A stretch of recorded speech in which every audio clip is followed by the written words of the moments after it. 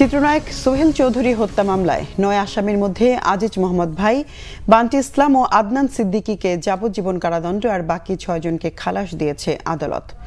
৯০ দশকে জনপ্রিয় চিত্রনায়ক সোহেল চৌধুরী হত্যার ঘটনায় ২৫ বছর আগে করা মামলার রায় ঘোষণা করা হয়।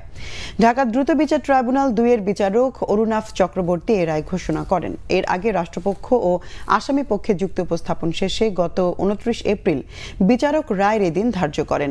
মামলার আসামিরা হলেন ব্যবসায়ী আজিজ মোহাম্মদ ভাই, ট্রাম্পস ক্লাবের মালিক আফাকুল ইসলাম ওরফে বান্টি ইসলাম, আদনান সিদ্দিকী, তারেক সাইদ মামুন, সেলিম খান, হারুনুর রশিদ ওরফে লেদার লিটন ওরফে বস লিটন, ফারুক আব্বাসী, শীর্ষ সন্ত্রাসী সানজিদুল ইসলাম ইমন ও আশিস রায় চৌধুরী ওরফে বোতল চৌধুরী। ১৯৯৮ সালের ১৭ ডিসেম্বর রাজধানীর বনানীতে ট্রাম্পস ক্লাবের নিচে সোহেল চৌধুরীকে গুলি করে হত্যা করা হয়। এ ঘটনায় তার ভাই তহিদুল ইসলাম চৌধুরী গুলশান থানায় মামলা করেন।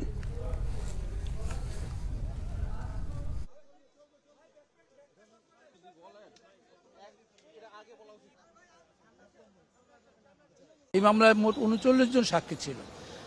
আর সবচেয়ে বড় কথা হচ্ছে যে এই মামলায় যে আইও সাহেব ছিলেন উনি মারা গেছেন।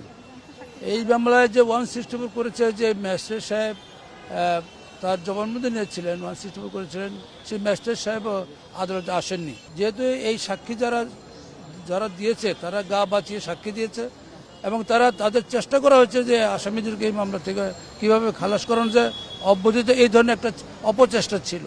তারপরেও অন্যান্য সাক্ষীদের যে সাবস্টেন্সিয়াল যে সাক্ষী তাদের সাক্ষীর উপর ভিত্তি করে এই মামলাটা আজকে সাজাটা দেওয়া হলো। কোনো সাক্ষী আদালতে এসে কারো নাম বলে নাই। তদুপরি এই মামলায় দেখা যায় বিজ্ঞ আদালত ৩ জনকে সাজা দিয়েছেন, সেটা সঠিক হয়নি বলে আমরা মনে করি যে এটা আদালতে ব্যালেন্স রায় দিয়েছে। যেহেতু উনি সুনামধন্য ব্যক্তি ছিলেন, চিত্রনায়ক ছিলেন, এই কারণে তাকে সাজা দেওয়া হয়।